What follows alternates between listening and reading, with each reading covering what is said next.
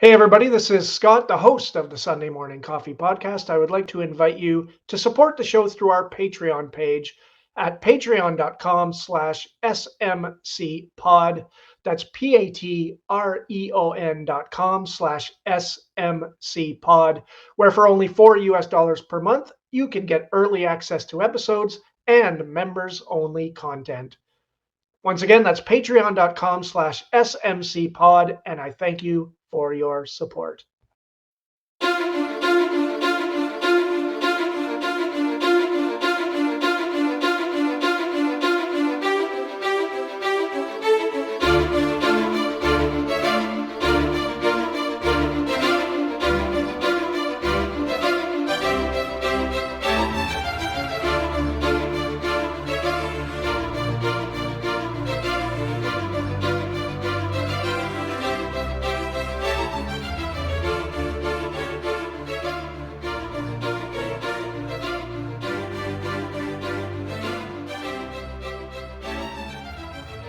And happy to welcome Greg Sadler to the show. Greg, thank you very much for doing this for me today. I appreciate your time. Yeah, thanks for having me on.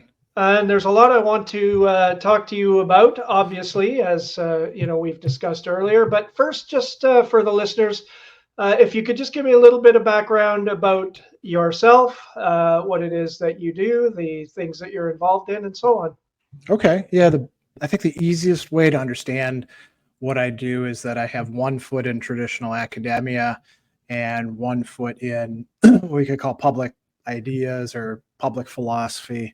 So I still do teach, and I started out as a university professor, although my first gig was in a maximum security prison, which is a little bit unusual. Mm-hmm. And I had tenure track job, and I was actually up for early tenure and promotion and running university-wide assessment at Fayetteville State University. And then my now wife and I were doing the long-distance relationship. So I left that behind, moved up to be with her in New York, and started adjuncting. And then I'd already done some public philosophy things like giving talks and doing some consulting work, mostly in ethics, but then that became a major thing, and YouTube also really took off. I got in fairly early and met a need that was out there for people to understand things, to have it presented to them in a way that they could get. A lot of academics aren't quite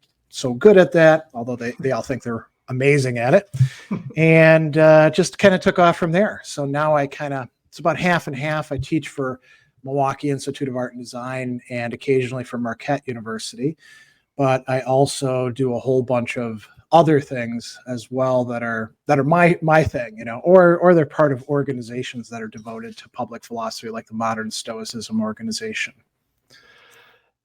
Kind of a sidebar, but it's really hard to overstate the revolution that YouTube has caused. Just the ability to not only find information, but to put out information. It basically harkens back to the printing press in its importance. Yeah, I think, YouTube and let's say the whole internet connected sphere with blogs and podcasts and stuff like that, although YouTube is doing probably the heaviest lifting in that mix, absolutely. Right? I think you're right, actually. When we look back on this long after you and I are gone, because it takes about that much retrospective to have a good perspective, they're probably going to say that this was a dramatic revolution, just like radio and television, were for a while as well. I was talking to a friend about this whole technological revolution, and I'm curious to get your insight into this. The rate of technological advancement and technological change is like nothing we've ever seen before. And I kind of feel like as humans, we are not yet equipped to sort of understand any of this, really. Like we know the platforms, we know how to use them, but the effects that it's going to have on humanity as a whole and on us as individuals, I don't think really we have any idea yet. Do you feel the same way? Yes and no. I mean, there's a couple different ways to go at this. One is that, generationally, um, we don't really know what it's going to be like for like Gen Z on downward, because they have so much interconnection with all of these things that are going on. But I'm inclined to think that some of the predictions that, oh, they're all going to be like totally unable to cope or something, I think those are just alarmist. Um, and when I think about like the changes that have happened and then how connected they are to some things actually staying the same, um, I'm a little bit more hopeful about continuity. So for example, our cars now have all sorts of electronics in them, and we're getting to the point where we're experimenting with the idea, and generally when we run real experiments, screwing up with the experiments of like self-driving vehicles. And we'll probably see the real thing in our lifetime, but I don't think it's going to radically revolutionize things the way that sci-fi movies or futurists sometimes say that they are. And it's interesting, you see the same motifs, the same sort of ways of using technology come up with new platforms, right? And there's also legacy stuff. Like you and I are old enough to remember what a floppy drive looks like, so we know what that icon actually represents. Whereas Right. like my students, they've never seen a floppy drive in their life, except in old TV shows, In right? museums, yeah. Yeah, exactly. Yeah.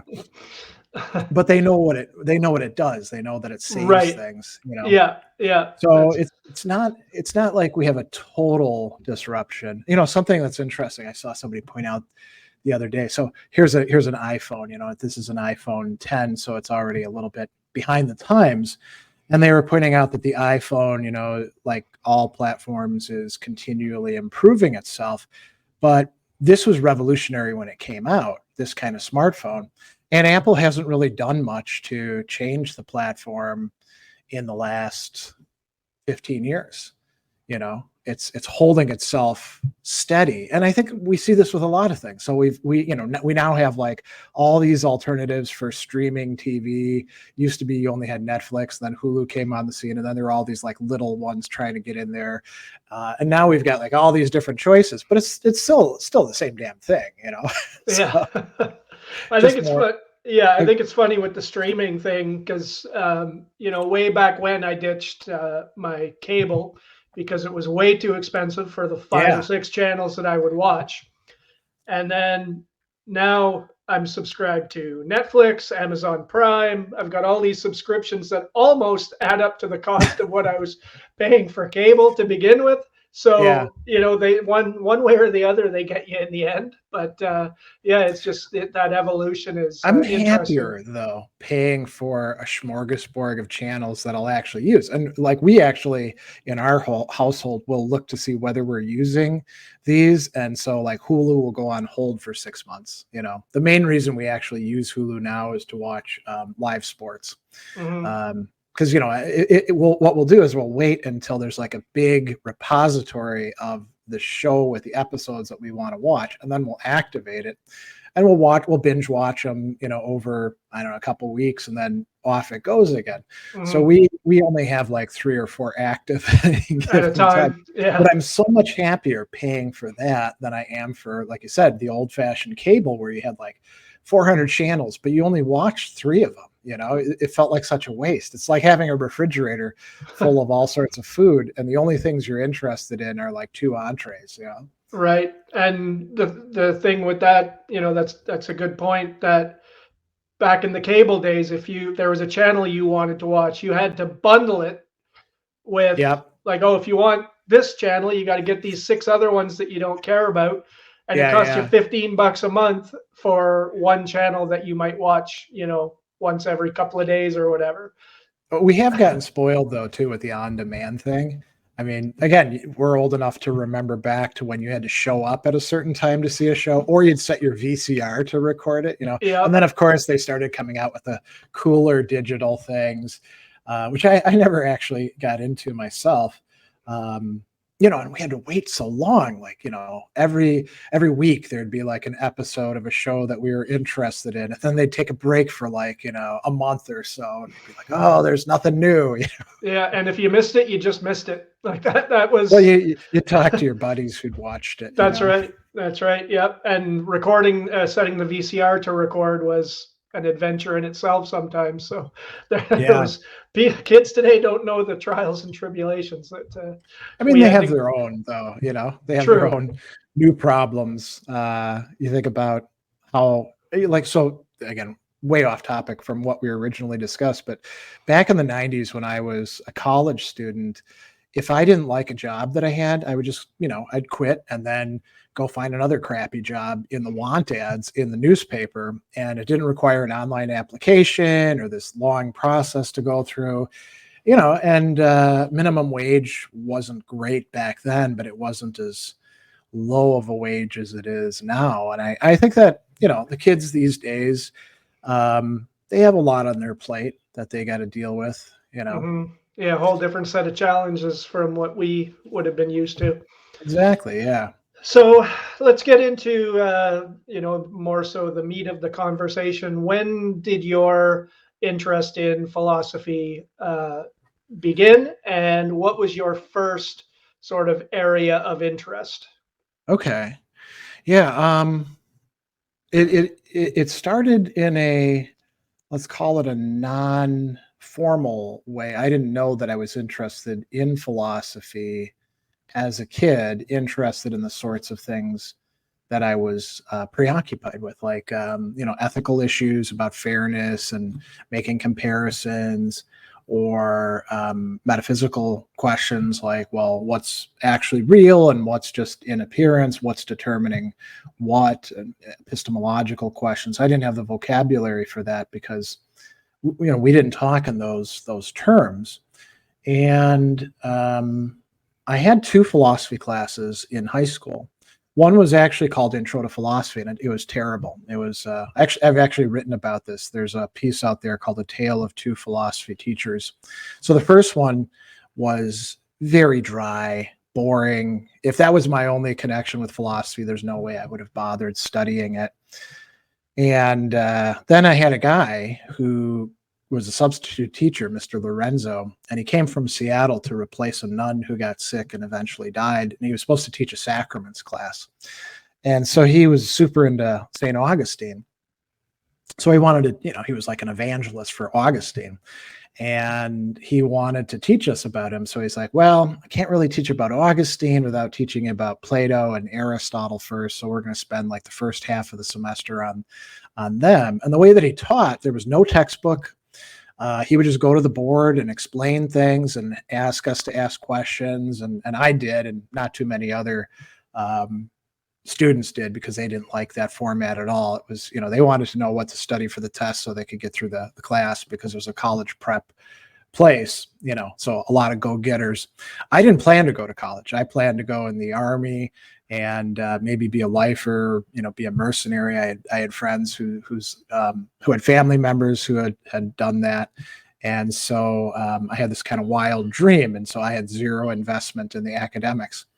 And so that freed me up. And I really enjoyed the class. And then he taught us about Augustine and, about some other things along the way. And he was teaching in a philosophical manner. And it wasn't specifically a philosophy class, but he was teaching us philosophy content. And then, I would read things here and there. And then I went in the Army, got out, went off to college. And, I was essentially a first generation college student. My dad had actually graduated, but he died when I was 11. And my mom had 2 years of college before she dropped out to marry my dad.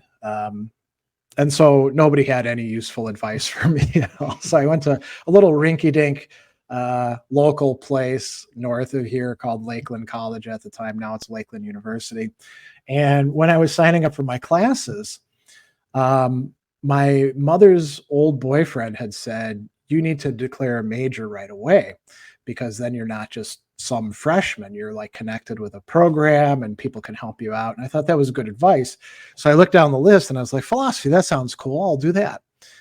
So they signed me up for intro to philosophy, and my philosophy professors at Lakeland were not very good. They weren't particularly motivated or interested in the discipline. They had other stuff that was going on. They were old guys and really near retirement. So they had a good library. I was kind of a self-starter. I read a lot on my own and chatted with other people, and it was good because I didn't get enough of a here's exactly what philosophy is, like some people get at other places, to be to have blinders put on. So I just read around, and if I thought something was interesting, I would check it out. So at that time, I was really into existentialism, and I was really into philosophy of language and the foundations of logic. I also majored in mathematics, and so I was interested in what's the connections between math and philosophy.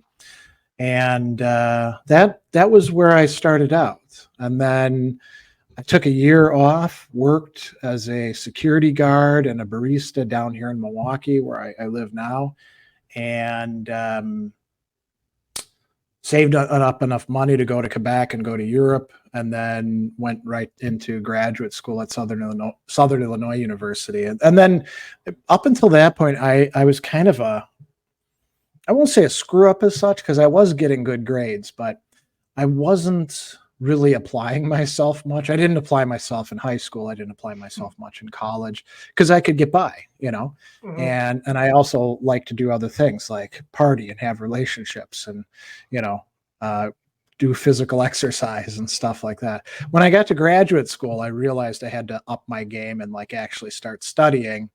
And I did, and it worked out really, really well for me because yeah, it seems to have.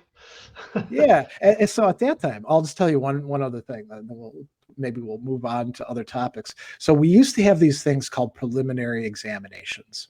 Before you got to work on your master's thesis, you had to take a comp, and then you had to take 4 prelims at the PhD level.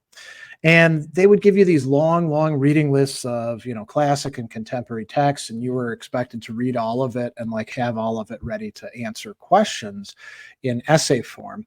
And a lot of students would try to game the test. They'd look at old questions and they'd say, I don't need to study all of this. I studied everything. And sometimes even in the original languages, because by then I could read French, German, Greek, and Latin. And that was extremely helpful for me, because what it meant is that I got this really solid background that my coursework wasn't necessarily providing me with in the history of philosophy. And then when I went to go teach, well, I had that at my fingertips. And if you're going into a small, 4-year program, you really got to be able to teach everything. You can't be a specialist where you're like, well, I work on Aristotle and I don't work on all of Aristotle. I only work on the posterior analytics and I really only concentrate on this passage here. That's not going to work. Yeah. So, yeah. So it really, making me jump through those hoops was really quite helpful. Unfortunately, they got rid of that because too many students would fail them. And it led to all sorts of legal problems for the university. And in general, the profession has gone away from that sort of thing. Now they make you write qualifying papers instead that you can send to a journal. And I've talked with, friends of mine who came up around the same time, and we all said, yeah, it sucked, but we really got a lot out of it. It's too bad they got rid of it, but it's also great they got rid of it too. Mm-hmm. So philosophy is such a broad subject. Yeah. So many different people that you can study. So many different eras. If someone is interested in the broader topic of philosophy, is there, in your mind, a place where this is where you should start? This is who you, or is it kind of you have to narrow it down to something more focused in that broader topic? That's a great question. If somebody is just kind of generally interested, I suggest they begin with Plato, because his dialogues are setting the stage for a lot of stuff. Now, I don't buy into the like all philosophy is footnotes to Plato. That's nonsense. That's just a throwaway line that should never have gotten as popular as it did, because it's clearly false, right? But he's first rate, and you're encountering stuff in all the major areas that we recognize as belonging to philosophy, except for maybe like philosophy of technology, right? Plato's not super interested in that. So, now you could say, well, wait, that's just a Western perspective. Yeah, because I do Western philosophy. I mean, I don't read ancient Chinese, I don't read Sanskrit, so I try to stay within the stuff that I'm competent in. Now, if somebody is particularly interested in some problem or some issue, then I might give them more specific and different advice. Like if they say, I really want to figure out what the hell's wrong with me, with my emotions. Plato's useful for that, but Aristotle's probably more useful, and the Stoics are probably still more useful. So I might drop and I do this with clients, I might drop like a reading list for them and say, here, why don't you check out these people?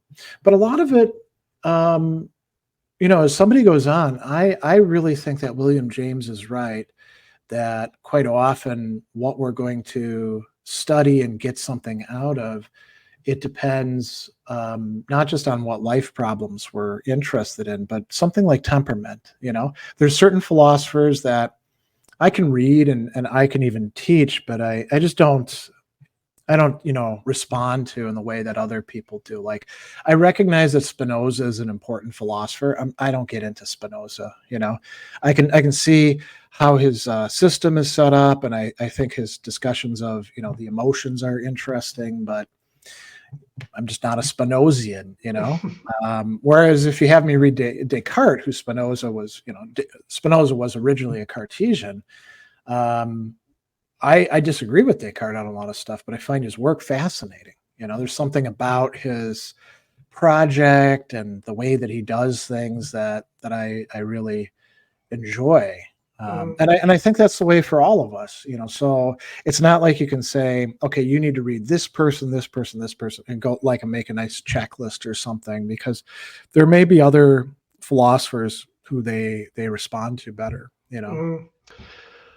As I mentioned when I invited you to do this podcast, I have recently started learning about the Stoics, Marcus Aurelius and Seneca, and etc. And one of the things that, the reason why I started going into that was because I myself was going through some things, and I was realizing some things about myself that I didn't really ever admit to myself before, but that I've always kind of known were true. Okay. I have a bit of an anxious personality. I have cared way too much what other people think. And when I started reading Meditations, Marcus Aurelius, what struck me was, number one, just the bite-sized little bits of wisdom that make so much damn sense that I almost think like that's it. But you repeat those to yourself, and it's just so, even 2000 whatever years later, it's so relevant, and so something that you can really put into your own life at any time. And it's not, you don't have to be a big scholar or an academic or any. It's just such applicable information. What are your thoughts on first off, Stoicism? Because everyone thinks Stoicism means the British stiff upper lip, don't show your emotions, men don't cry, etc., when it's not really that at all. No, it's in some respect the opposite. Yeah, I mean we often talk about lower S Stoicism, which is what you're talking about, the caricature of Stoicism, sort of a false image, and then uppercase S Stoicism, the actual philosophy, which you get out of the texts, right? There's a lot of people out there who are like, I'm a Stoic because I take cold showers, but they never actually read Epictetus or Seneca or Marcus Aurelius or the other people that really, if you want to be serious about it, you need to get into, like Cicero or Arius Didymus, and so there's that thing. And then on the emotions specifically. It's not Stoic to just stuff down your emotions or deny them. A Stoic, and you see them saying this in their text, wants to know, why do you feel the way that you feel? So you analyze it. And this is not unique to Stoicism. Other forms of ancient virtue ethics, Platonic, which isn't just Plato, but runs through Plutarch and the Neoplatonists, Aristotelian, even the Epicureans, they all thought it was important to like figure out what, not just what the hell's wrong with you and how to fix it, but like the bridge part, which is, why are you screwed up in this way? What, when you feel anxious or angry or disgusted by something that shouldn't be the case or shouldn't be that strong of a response, where is that coming from, right? And so what they were doing is similar to what counselors, doing depth psychology might be doing with somebody today, trying to figure out where did these reasoning processes that you don't even realize are going on, where do they come from? And they give you, helpful bits of information about, like, say, how our minds work, or useful reminders. And Marcus is doing that for himself. We're his readers, but we're secondary readers. He's actually writing to himself about this.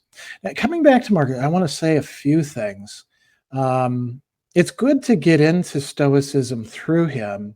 He is probably, when it comes to like the big three, Marcus, Seneca, and Epictetus, he's the least rigorous. And I think it's good for people to read Marcus and then immediately go into Seneca or Epictetus, in part because they are a bit more systematic about things. And Stoicism, one way people go wrong with it is they pick like little passages, almost like biblical fundamentalists pick out what they call proof texts, right? And then they try to apply them, not realizing that Stoicism is an entire complex system. It's sort of like having a whole bunch of a constellation of a whole bunch of stars. The ideas mean more when you connect them up with each other rather than treating them in isolation. And Marcus, the background of what he's doing, there's like an entire apparatus there that you're only seeing the tip of the iceberg of in what he actually writes. The other thing I'll say too about Marcus is there's a lot of bad translations out there. So, for example, you'll sometimes see things where if you know the Greek, because he wrote in Greek, and you see a statement, you're like, that looks kind of weird. What's going on with that? And then you go to the Greek and you're like, whoa, this is a questionable translation, but it then gets out there in the public mind. And this is where we get some of the fake quotes from too, that circulate around, right? If it's not actually in the Meditations, and somebody doesn't say, if somebody puts out a quote and they don't say exactly where it comes from, it's probably bogus. So there's all sorts of crazy stuff that gets attributed to Marcus, but again, also to Aristotle and Plato and Epictetus. So you got to be a little bit careful, right? And it's sort of like anything else. The more that you put into it, and the better that you understand the overall framework, the less you're going to go astray, and the more powerful the things that you derive are going to be. That's what I discovered over time myself. I think we all know, once you start reading Marcus Aurelius's story about all the tragedy in his life, it's crazy. Illness and death and you name it. And I think we all know people in life who have been through a lot, and we know people in life who have handled it one way or another way, including ourselves. Absolutely. Some of us just put our heads down and get on with it, and some of us turn to substances or whatever it may be.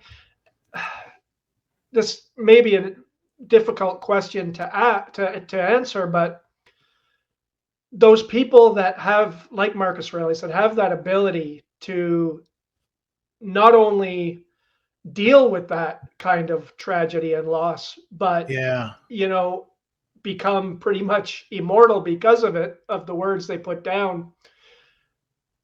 Is that something that can be learned, or is that just how some people are built? Oh, you mean that sort of resilience? Yes. Um, well, again, I would say that temperament gives us some starting points, right? Some people are naturally more anxious or fearful. Other people are more naturally sanguine about stuff. Sometimes, foolishly so. Some people are more prone, like myself, to irritability and anger. Others are more calm that way. So we get dealt a set of cards, you could say. And then we get all sorts of other factors that come in from our culture and our education and our family. So, I mean, you might start out with, you know, whatever it is that's going on, your brain chemistry or something might be great, but you get put in a really screwed up family and you wind up pretty damaged as a result. But it's pretty rare that we wind up so damaged that if we decide we want to fix ourselves, we can't make any progress. And then that's where all sorts of like intentional ways of living come in. And some of these could be philosophical, and some could be religious, and some could be derived from psychology.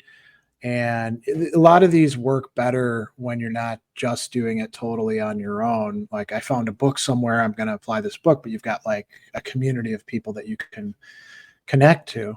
And then you can work on yourself. And I mean, are you ever going to like become perfected in that? No, but you can certainly make yourself less miserable and make other people around you less miserable. But it takes quite a long time. I got into the Stoics and also Aristotle to some degree as well, because I was very interested in what they had to say about the emotion of anger, because I've struggled with it since I was a teenager, I would say, to the point where it really did mess up my life in significant ways.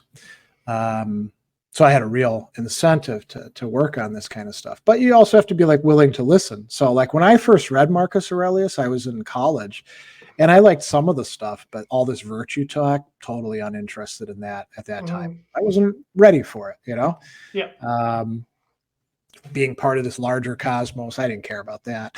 Yeah. I So guess that's like any self-help or any, yeah, you have to be ready to not only hear or read the words, you have to be ready to make the changes necessary. Just reading yeah. the words isn't gonna do you any good if you're not interested in that change. Yeah, self-help gets a bad rap. I think in part because of the schlocky stuff that's out there where either they're trying to make a buck on you because they're selling you a system, or they actually believe their stuff. Like this one thing will fix your life, right? Engage in magical thinking about manifestation and the universe will open up to you, right? But most ancient philosophies were forms of self-help in the contemporary sense, and they were systematic and they had curricula that included theoretical things that you need to know. Like when we see the Stoics talk about judgments or opinions, those are dogmata in the Greek.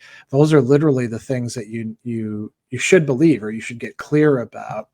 And you can have good dogmata or you can have bad dogmata, the ones that lead you into all sorts of trouble, and you need to like scrutinize those. But then there's also like practical exercises, and those kind of come together.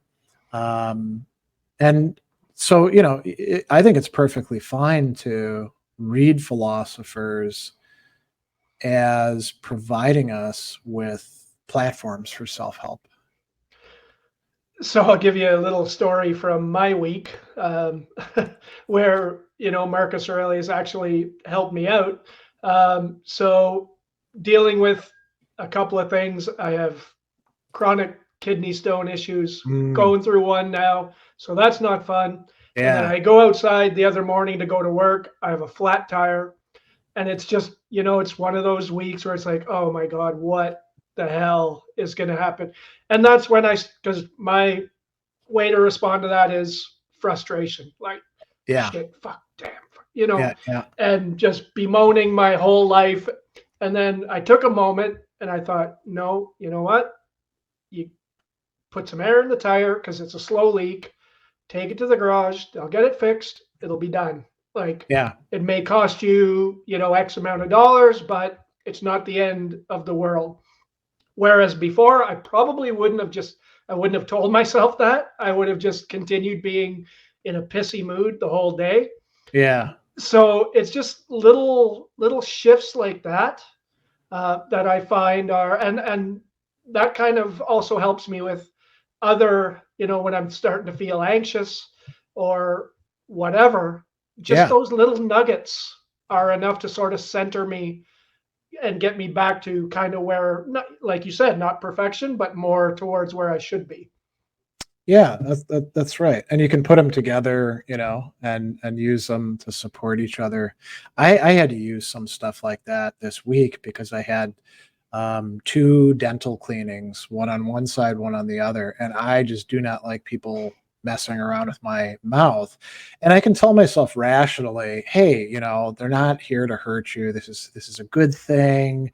And it's not going to be that long. There'll be a little bit of pain, and then you'll get it over with. But my body doesn't respond to that line, that programming, the way that I want it to. And I'll find myself like having to monitor my breath and make sure that I actually breathe properly, or my hands will clench up on the hand rests, and then I have to deliberately unclench them. And the dental tech can tell that that's going on at the time, and I'm sure she's seen lots and lots of that. And she doesn't say anything about it. She just gets on with her work rather than Right. trying to bother me with it. But I use some. So some things are just like somatic. I'm paying attention to my body, and then other things are reminding myself of things drawn from Stoic or Aristotelian philosophy that can help me out.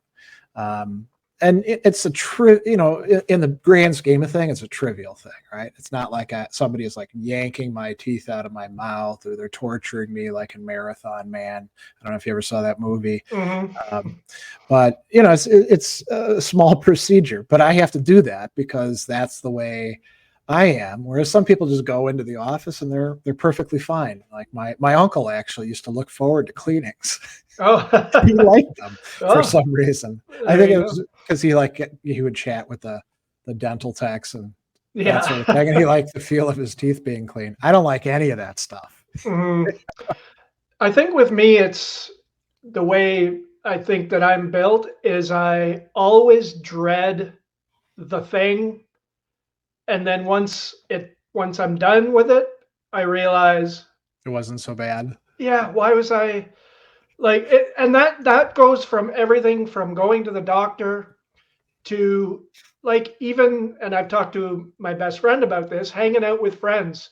He'll say, Yeah, "Hey, do you want to come over on Saturday and we'll have a few beers and watch the hockey game?" And my first instinct is always, "No, I don't want to do that." Like because I'm sort of okay, I gotta drive X amount and yeah, yep, blah blah blah. But then when I'm there and I do it, I have a great time, and I always realize like, what were you? And so I'm making a conscious effort to you try know, to say yes more yeah, without my first instinct being no. And I think a lot of that is just a mindset thing, just dreading. And like going to the doctor is another one. Like, oh, I don't want to have to go and sit in the waiting room and blah blah blah, and he'll be late. yeah. And then when I get there, it's fine. And I think that's just my own personal mindset, but that's a My big wife and I change I do have to make. something kind of similar when it comes to especially like symphony or ballet or those jazz, those sorts of performances. We're really fortunate living here right in the downtown of Milwaukee because there's all these great theaters and music halls just all around us. There's like 12 within walking distance. And so we would like get season tickets, and so we've got all these different symphony performances or ballet or opera, or pick whatever you want. And she and I are both pretty busy people. And so it'd get to be like Friday or Saturday when we've got these things scheduled. And it'd be like, oh, do we have to go to this? And we typically, I mean, there were a few cases where we're like, nah, let's just eat the cost and, or see if somebody else can take the tickets.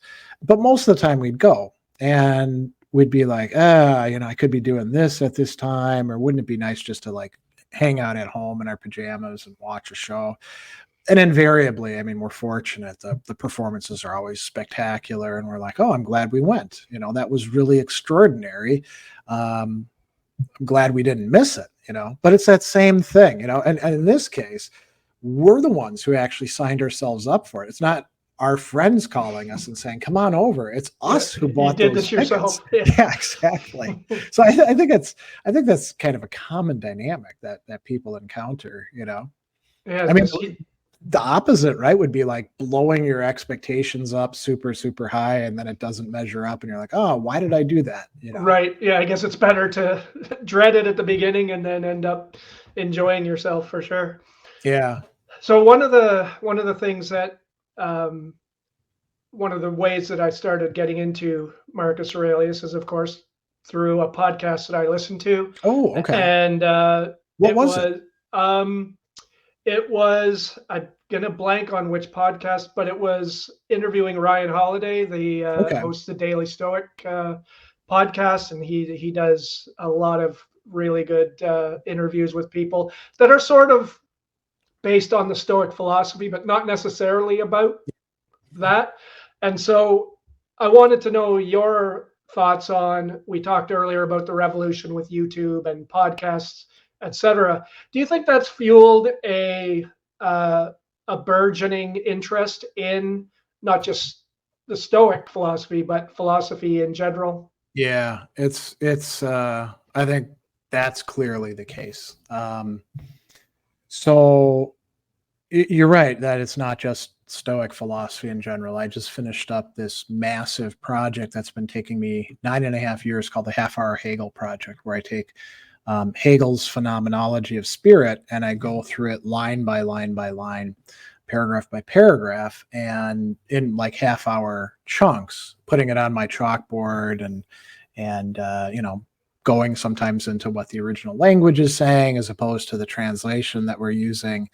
And it has, drawn probably at this point, the various videos, now there's like 375 of them, have drawn millions of views, and Wow. people comment on it and they use it to help them understand this rather difficult thinker. And that's just like one of many different things like that out there. I mean, I will say this: I'm myself not a fan of Ryan Holiday. I've met him and interacted with him, and I think part of what it is there's things he gets wrong on the website, like mistranslations of Aurelius sometimes that I've seen coming through, and so he's not hiring somebody to do the fact checking for him, Mm-hmm. like an academic. And I think that there's a tendency to make him into sort of a stopping point. So I see a lot of people in the Stoic forums where they're like, yeah, Ryan Holiday, he's good because he got me into reading Marcus Aurelius, and then that got me into reading, even more serious Stoics like Seneca and Epictetus. And I'm always like, well, that's awesome. Now you can leave Ryan Holiday behind because you don't need him anymore. Mm-hmm. If you're going to read people who talk about this, read actual scholars like Anthony Long or Julia Annas or Christopher Gill, people who are still alive, by the way, and presenting and going to conferences. Margaret Graver is a great example. She's got an amazing book on Stoicism and emotion, which an ordinary person can read. It's not just for academics. Mm-hmm. And then they'll say, well, Ryan Holiday is where I started, so I have a certain sort of loyalty to him that I need to like observe. And I'll be like, you don't owe him anything. Mm-hmm. I mean, he tells you he's a marketer. He is out there to not just, spread news about Stoicism, but make money. And you don't need to buy his challenge coins. You don't need to like post his stuff because he's already getting enough people doing that. You need to go on and now like get into the more robust, serious stuff that's really going to help you out. And it's fine to leave him behind. I got into some of the philosophers that I read through guru types in the past, and I understand that feeling of, oh, I gotta stick true to where I come from. But no, you don't need to do that. It's fine to leave that behind and say, I'm going to spend the rest of my life reading this other stuff and applying this other stuff instead. Now, I don't want to drag on him just for the sake of it. There's a lot of like elitist condemnation, I think, of him and other people like Sam Harris. Sometimes people get into Stoicism because they heard about his podcast. It's not going to kill you to read their stuff or listen to them. But you're probably not going to get as much from listening to one of them as you would from listening to Massimo Pigliucci, who's actually like read and taught the Stoic texts over and over again, who's not even a Stoic, by the way. Massimo has moved on to Cicerian Eclecticism in a very explicit way, which drew him some hatred from the Stoic community, which he shouldn't have gotten, because if you're a good Stoic, you're not about hating people. But right. There's, like in any community, there's a lot of people who are only halfway there, Yeah, I think it's a good point that you make, because like I said, that's where I got started, and believe me, I've only scratched the surface of it. I'm enjoying learning about it. It's it's fun, it's helpful, and it's interesting as hell to be, just for that part of it. But you're right in that it doesn't matter what you get into. For example, I'm a big Bob Dylan fan. Okay. Yeah. And the song that got me into Bob Dylan is only my starting point, and as I go deeper into the catalog, because as we know with Dylan, his longevity is unreal, and he's had so many different incarnations in that your starting point should never be your end point. Right. Yeah. So that's a good analogy. Yeah, for sure. Yeah, that's an interesting one. I was just thinking, actually, sort of like people are very much into yoga, right? And oftentimes it's this new agey stuff. But if you actually want to know what yoga is supposed to be based on, there are the Yoga Sutras by Patanjali, and you can easily get them online and read them. And there's like an entire ethical practice. And I think that's kind of analogous as well. People would do well to read those things. So you mentioned, yeah, for sure. You mentioned Ciceronian eclecticism. That's a mouthful.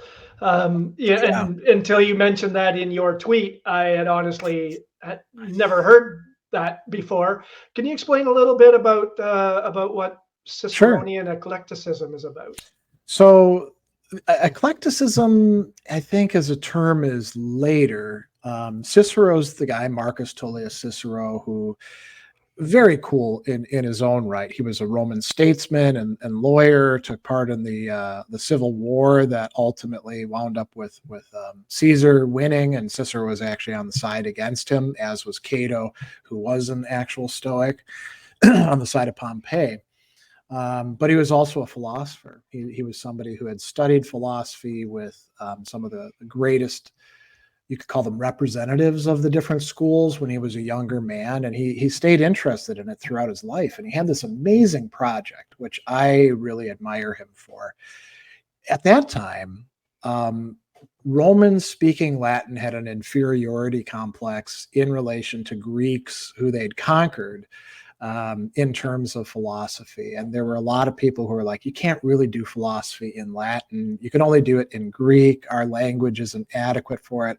And so Cicero was like, all right, challenge accepted. And so he writes all these books. And actually, a lot of the prefaces will say, I'm writing this so that you can see that people can actually do philosophy in Latin. And they're touching on all these different aspects of philosophy. And usually what Cicero will do, he'll have like a dialogue where like an Epicurean and a Stoic and a skeptic are all chatting with each other, or an Aristotelian is mixed in there, and they each get to present their positions, and then they get to attack each other's positions and present criticisms. So he managed to produce this body of work that then was used throughout the Middle Ages. Cicero was a massively popular author all the way to like about the end of the 18th century. As a matter of fact, I don't know if this is actually accurate, but David Hume, the great 18th century philosopher, I think that Cicero is the person that he quotes the most. Not Plato, not Aristotle, Cicero. So he's kind of a giant. And Cicero's approach was, officially he belonged to what we call the academic skeptic school.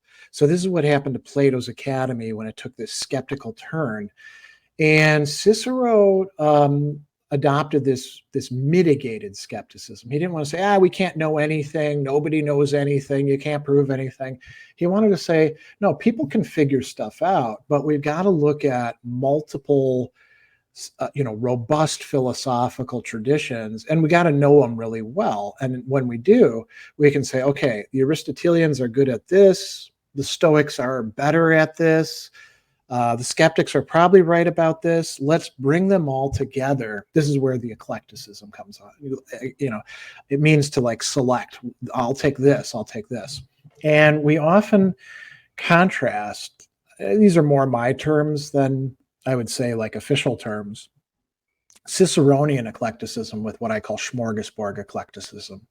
So, for any of your listeners who don't know what a smorgasbord is, it's a buffet of sorts, right? You lay out a bunch of stuff, like maybe before the game or at a party, and there's all sorts of meats and cheeses and pickles and, bread and dips and you just kind of go down the line and you pick what you want from it. Mm-hmm. And so one person might not be into eating meat, so they don't pick any meat, and they just pick the vegetable things and maybe the cheese if they're not a vegan. Other people might be like, all I want is sausage, or I don't know, beef jerky or something like that. And so they're not all connected together, and you put them on your plate, there's no like coherence to it. With Ciceronian eclecticism, you want to take like entire philosophical traditions, understand them, and say, here's what I accept, here's what I reject, here's what somebody else did better, and you try to bring them together as best as you can into some sort of integrated whole. And you have to be honest with yourself that they can't all fit together. There's some things where Aristotelians and Stoics are going to disagree, and you either got to pick one or the other, or say they're both wrong and pick a third alternative. And so that's what I do. And I'm a big admirer of Cicero. That's what Massimo Pigliucci moved towards. He originally was a skeptic, and then he decided to try Stoicism, and he identified as a Stoic for, I would say, a good at least half a decade. And then he found himself saying, I kind of like what Cicero did. And now he's happy to call himself a Ciceronian eclectic. I don't think the term is ever going to get a lot of traction, because when you say it, what the hell are you talking about? Exactly. But I haven't found a better one yet. So yeah, that's right. Would you say that philosophy is like to each individual like a buffet, like you just said? It can be, yeah. But I guess there's a danger in, like, I obviously don't think it's good to say, okay, I'm going to study the Stoics and that's it, because like you said, Aristotle and Plato and led into, this led into that. So it's not good to just limit yourself to just one, discipline. Is there any danger in picking and choosing? Because I think there is, yeah. Sometimes people pick and choose what they want to hear. Exactly. So I would assume that there's a danger in that as well when it comes to philosophy. Yeah, there's a tendency for people to come in and they're like, what can I find that already confirms all of my biases that I have already, right? But and that's a good way to not understand the philosophy that you're going to pick too. So like, people will be like, oh, I like being a prick to people, so this Nietzsche guy's probably for me, and if you Yeah. read Nietzsche, he probably doesn't like you, the way that you're set up, right? So it depends on how serious you're going to take the advice, the judgment that the philosophers are themselves making. So I mean, like when you read Marcus Aurelius, if you're really taking him seriously and you're like, I think I should try to incorporate what he's thinking, there's probably a lot of things in your life that you're going to have to change, so if you're willing to do that, then I think there's nothing wrong with doing the picking, right? And you probably do want to study more than one different perspective. There's a lot, going back to the question that you asked about like the internet and proliferation of philosophy. Now, this is not something that just happened with the internet, but there's a lot of people who I facetiously call this being on Team X. So they're like Team Hegel or Team Stoicism or Team Epicureanism. And they think that if they accept anything from anybody else, that they're like screwing things up. Philosophy shouldn't work that way. It's not. I mean, even sports teams aren't like that. They trade back and forth constantly, right? It doesn't really work that way in the real world. But we have this idealized picture of like, I'm going to be a good Stoic, and then if anybody says anything bad about Stoicism, I'll attack them, and I won't accept anything bad from these other people over here. And that, if you read the Stoics, they would have rejected that. Seneca draws on Epicurus when he's talking to his Epicurean friend, and he's like, hey, if they got something good over there, I'm going to use it because it's the common good for humanity. It's not just an Epicurean thing, if it happens to be true. Zeno, the founder of Stoicism, he actually was drawing on three different philosophical traditions: the Cynic, the Platonic, and the what was called the Megarian school at the time. And then he brought them together into his own new synthesis, which then developed over time. So this I'm going to be on Team X, like I'm going to be a Nietzschean, or I'm going to be, I don't know, pick whatever else you want. It's usually counterproductive for the people who do it.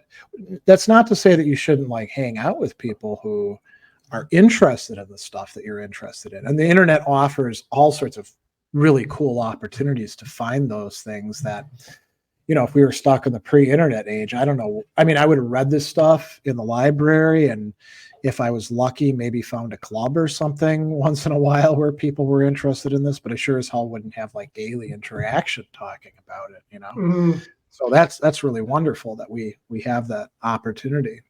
To me, it's a lot like following only people on Twitter or reading only things on social media that you agree with. Yeah. The old echo chamber. And it's, you're not exposing yourself to any other ideas or, thoughts that may be, useful to you or that may be impactful. Yeah, quite true. I will admit, though, that I block very readily, especially in Twitter. But usually the people that I'm blocking, I already know what their perspective is, and I can figure it out on my own without, having them cluttering up my your feed. Street. Yeah. And if I see somebody acting like a real jerk to somebody who I like, I'll just block them. I'm like, well, any conversation with that person is probably going to be unproductive. And at first I didn't feel good about doing that. I was like, oh, maybe I'm like, interfering with the process of marketplace of ideas or something like that. And then I was like, I only get 24 hours a day. There's people who are more worth my time to engage in. I've already got all these people I'm following. So let's just pare it down to the ones that I'm going to get something out of. For sure. And I do that on YouTube and Facebook as well. LinkedIn a little bit less so, actually, but people use that in a different way. Completely different way. Yeah. Yeah. You mentioned, I just wanted to loop back to something you've mentioned over the course of this interview. You've mentioned cynicism and skepticism. Oh, okay. Yeah. What would you say is the difference between those two philosophical ideals? Yeah. And I will point out too that just like with Stoicism, the way that we use the terms today is different than what the schools were like back then. So, but skepticism, I think, is a little bit closer, right? When we talk about having skepticism towards something, we're saying, yeah, I don't know if I buy that. I want to see some evidence or some proof. Mm-hmm. And the ancient skeptics and modern ones too, like David Hume is a skeptic. So skepticoi means seeker, somebody who's like trying to find the truth. And the idea is that you're going to do that by taking claims and then seeing what evidence or argument people can offer for them, and also like comparing them to other perspectives. So the skeptics often like to for an argument that's being made, they would bring up a counter argument that's made by a different philosophical school. Like, virtue is the good. Well, someone over here says that it's not. So let's see if we can figure out who's actually got it right. And there were some extreme skeptics, and they thought like, well, you can't prove anything. You can't even prove that you can't prove anything. They wanted to be at least consistent that way. And that's not very useful, I would say. I mean, people can engage in that if they want to, but after a while, you just hang out in your bed all day, because why do anything? Why? Right? Yeah. Why get up? Yeah. Yeah. But I think that the sort of mitigated form, where we say, we really do want to have, if we're going to make claims or we're going to buy into people's claims, we want to know what they're based on, and maybe a lot of them do fail.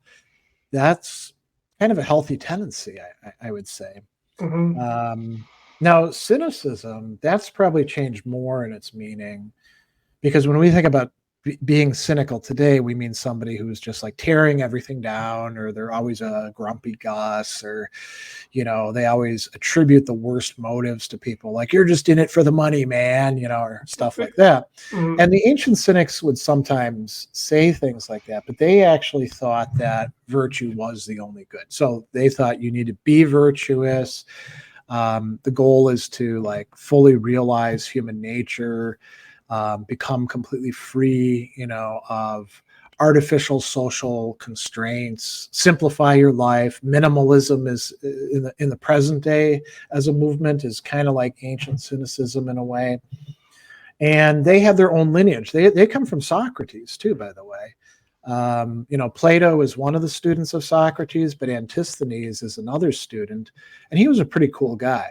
We know about him mostly from this guy Xenophon, who was another student of Socrates, who writes about the interactions that these people would have. And from what we can tell, Antisthenes was, he was an interesting guy. Like, he goes to this symposium and he notes that they're drinking like really fancy wine. I think the second best wine in Greece it was. And somebody's like, "You're not used to drinking this good stuff, are you?" And he's like, "No, I drink the cheap stuff. But I can appreciate this, and because I'm not attached to it. If I'm at a place where they have the good stuff, I'll drink the good stuff, and if I don't have it, I don't feel bad." He also said too, this is kind of a funny one, that when he felt the need to have sex, he would go and find less attractive women, because first off, they usually weren't being pursued, and second, they would be grateful. And they could have a nice time together, and he wasn't concerned about what other people thought, but if people wanted to know why he did stuff, he'd explain it to them. And he seemed to live a very happy life, and then he has this guy, Diogenes the Sinope, and it's not clear whether they really were connected or not. And some scholars want to say Diogenes is the founder, others want to say Antisthenes. I say we don't know, Mm-hmm. So I'm not going to worry about that. But Diogenes definitely had a student named Crates. Crates was living this cynic life as well, where you try to minimize your possessions, you try to go away from social conventions and cultivate a life of virtue that way. And Crates actually got married. to another female philosopher, Hipparchia, whose brother he had helped out. And so Hipparchia, she's a bit younger. She doesn't want to marry any of the people her family wants her to because she thinks they're stupid. And she meets Crates and she's like, that's the guy for me. And Crates is like, lady, look at my life. You don't want to live like this. And she's like, actually, I do, and I think you're great. And so he actually, like, he strips in front of her and he says, this is all you're getting, and he's like, sold, Yeah. and Wouldn't recommend trying that today. No. And they're a famous, philosopher couple. They go around begging together. They actually have 2 kids, at least we think they did, based on these probably false letters between them that do reflect some traditions. But it's kind of cool to think about them like living this life together. It shows that you don't have to be some lone wolf to be a cynic, right? You can actually have relations and have love and that sort of thing. So that's what ancient cynicism is. I think the way we get the modern term is the fact that they were so ready to reject social conventions and say that they're all kind of BS and covers for people's greed or things like that. Mm-hmm. And we know like a healthy dose of skepticism and cynicism is useful instead of just going into everything with your blinders on and thinking everything is as it appears, because as we know, there's a lot that isn't as it appears. Yeah, I would say like in the entire realm of politics today, we probably need both of those. Even with, if we have a party that we support, which, I don't find a home for myself in contemporary politics. I more just vote against rather than voting for. Mm-hmm. But I would say, we need this in educational settings as well.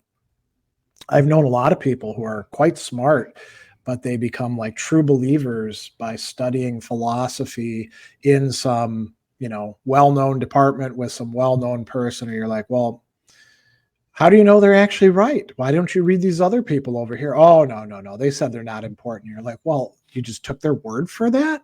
You didn't actually go and read the text yourself? And again, I was super lucky in that I had so much benign neglect when I was in school because my professors just didn't care. Mm-hmm. They were preoccupied with their families and all the other, things going on in their life, that they didn't have time for telling me that I should be studying this over here. I think a great example of skepticism and cynicism now is, and this is not saying this to be controversial, but COVID vaccines. Oh yeah. I think is a great example because I'm double vaccinated.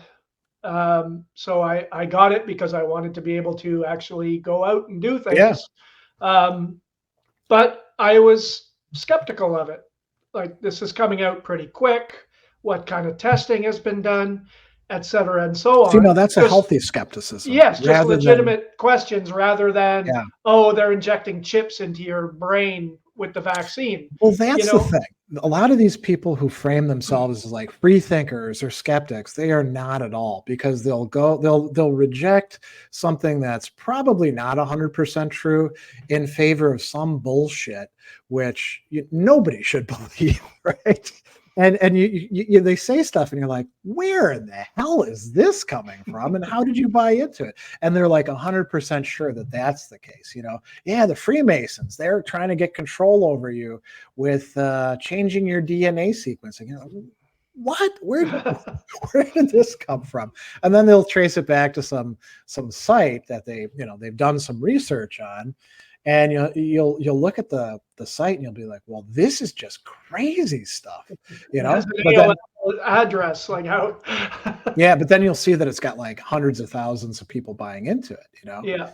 So yeah, I mean, I've got a big family, so we've got some people who are already skeptical of like regular medicine and into like, kind of niche dietary stuff and like very, very vaccine skeptical before, right? And once COVID came out, they took the rightward slide into all these sorts of things, and you could like see it developing in their Facebook feeds, and you're like, ooh, cousin so and so is really getting into this stuff, aren't they?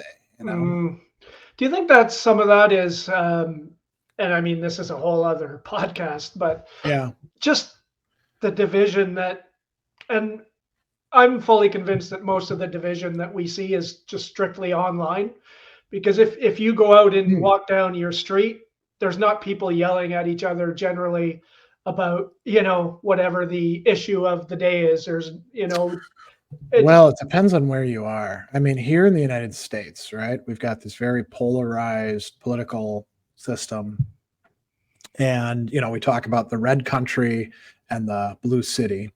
And then, suburbs are kind of mixed in between. And then there's red states and blue states. And, there are, I mean, like when it comes to masking, you get outside of Milwaukee and you start getting into the hinterland. And if you are wearing a mask, you may well have people coming up to you and harassing you for wearing a mask. And in the South, it's even worse. They're like trying to pass legislation to say people can't require masks or anything like that, like businesses can't. And I'd say it's the same thing for like, transgender issues, which is a big one here in the States at present. Like Milwaukee, you're totally fine, except for a few places here and there, right? Get further out and you start attracting a lot of unwanted attention, and people may in fact get in your face and they may even attack you, so it very much depends on where you're at, unfortunately. And some of the stuff that like we're, at least here in the States, we've kind of gone backwards on a lot of key issues. I mean, the vaccination thing, right? So I know people who've had polio in my mother's generation, and the effects are horrible, and there's people now who are in the anti-vax community who are saying, well, we shouldn't vaccinate against polio, measles, any of these sorts of things. And you're like, I can get that maybe the COVID vaccine rolled out a little quick for you, but why throw out all this other stuff? And we do have a lot of people here in the States who are buying into that. And unfortunately, it's bleeding over into other Anglophone countries. I mean, you see the same stuff in Britain, in Australia, not so much in New Zealand, Canada to some extent. They're all kind of, when they start talking these talking points, they sound like Americans talking about this stuff. Yeah, and it just seems like today, if you're against something, like if you're against the vaccine, you're not just against it, you're really against it. Like there's not a lot of nuance anymore. Like, I would prefer not to have it, which is my, I would have preferred not to get a vaccination that had been out that short a time that I didn't know anything about, but I did, because like I said, I wanted to live my life. Yeah. But, it just seems that if you're on one side or the other, you're really on those sides. Like there's not much in the middle. That's true. Yeah. It's interesting because, and again, I can only speak for an American context. I would say that was much more the case for the left around like the 1990s and early 2000s. And in the right, especially the Republican Party and the whole coalition that it represents, that was starting to happen, but they weren't the mainstream politicians, And then that radically shifted with the Obama administration and the Tea Party. That was the sort of, hard right reaction against that, and, primarying people and calling them rhinos and stuff like that. And now I see that more on the right than I do on the left. Granted that the left does have elements of it that are doing that, but the left is much more fragmented and the right is much more unified. And so I end up voting rather pragmatically. I've voted Republican in the past, but I don't see myself voting Republican probably the rest of my life now at this point, because the party's become so incredibly corrupt and just desiring to get control over everybody's life, and has no capacity for self-reflection and saying, holy shit, we've really gone off the deep end here. The few people who do, well, we saw, Mitt Romney had to have a security detail, right? Yeah. And so we're living in some pretty weird times. And I wind up, sort of being a critic of whoever the biggest enemy of freedom or decency is. And unfortunately, it's now, I'd say, here in the States, it's on the right. Maybe different in other countries, though, Yeah, absolutely. That's a topic for a whole other conversation. Yeah. I mean, I will say this, though. So to bring it back to philosophy, so I'm a virtue ethicist. I draw heavily on the Stoics, who are virtue ethicists, heavily on the Aristotelians, the Platonic traditions, some other things along the way. And because of that, my political commitments are determined by, what is actually the common good? How do we promote, moral development, decency, a capacity to live together without demonizing other people? Those are important things for me. And because of that, I have no political home. And many people like me can't, there's no way I can identify with the Democratic Party. The Republican Party is like crazy now. And none of our third parties are effective or, more than just an assembly of crackpots. The Libertarians, we have a Constitution Party that's even further right of the Republicans. And then we have the Greens, who knows what they believe. They're not like Green parties elsewhere, where you can at least be like, okay, they care about, these things. Yeah. So you end up voting strategically. And it's interesting because there are some philosophers out there who I really respect, who have argued in past elections that you shouldn't vote at all.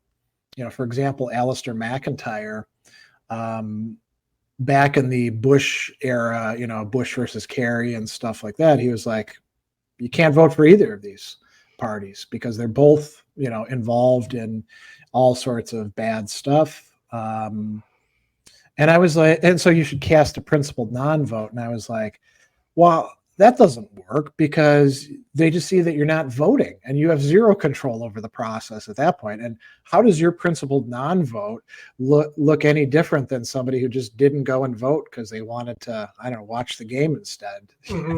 Yeah, So, exactly. Yeah.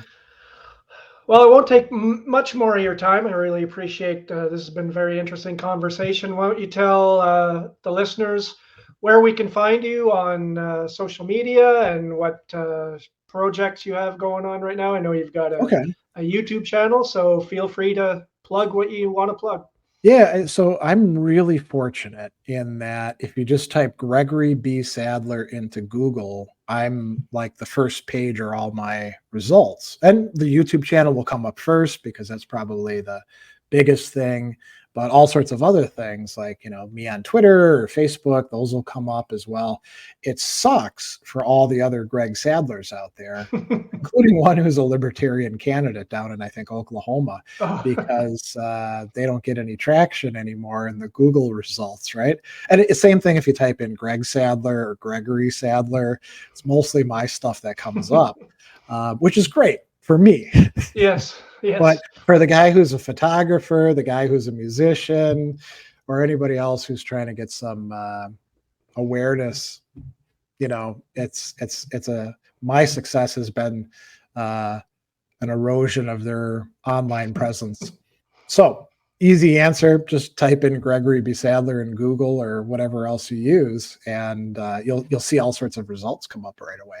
That's great. Well, I encourage everyone to do that. I took a quick browse through your YouTube channel and, I look forward to diving into it a bit more. Cool. So once again, thank you very much, Greg, for your time. I appreciate it. It's been really interesting. Yeah. Thanks for having me on. You're very welcome. You take care.